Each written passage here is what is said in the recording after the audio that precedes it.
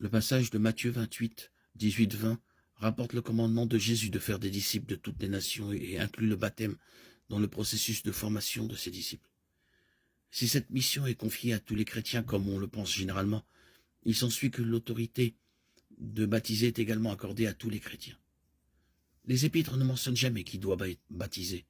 Ce qui est discuté, c'est la signification du baptême. Dans le livre des Actes, comme dans les épîtres, la bonne compréhension de la manière dont on est sauvé et le symbolisme impliqué dans le baptême. Acte 19, 1, 5.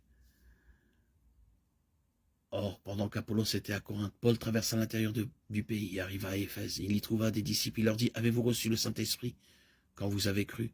Ils répondirent, « Non, nous n'avons même pas entendu dire qu'il y ait un Saint-Esprit. » Il leur dit, « De quel baptême avez-vous donc été baptisés ?» Ils répondirent, « Du baptême de Jean. » Paul répondit, « Jean a baptisé du baptême de repentance, annonçant au peuple qu'il fallait croire en celui qui venait après lui, c'est-à-dire en Jésus. » Après avoir entendu cela, ils furent baptisés au nom du Seigneur Jésus.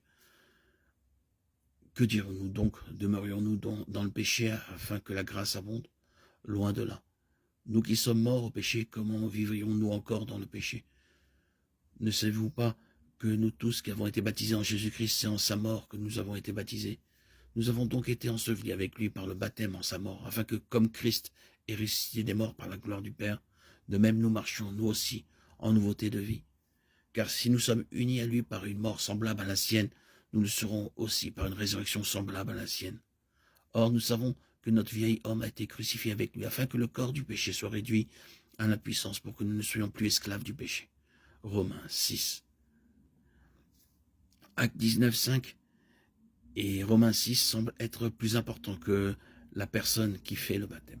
Sur la base de Matthieu 28, 18, 20 ainsi que du silence des autres parties de l'Écriture sur cette question, il semblerait que tout vrai croyant ait l'autorité de Dieu pour baptiser, tout comme il a l'autorité de Dieu pour évangéliser, enseigner tout ce que le Christ a commandé.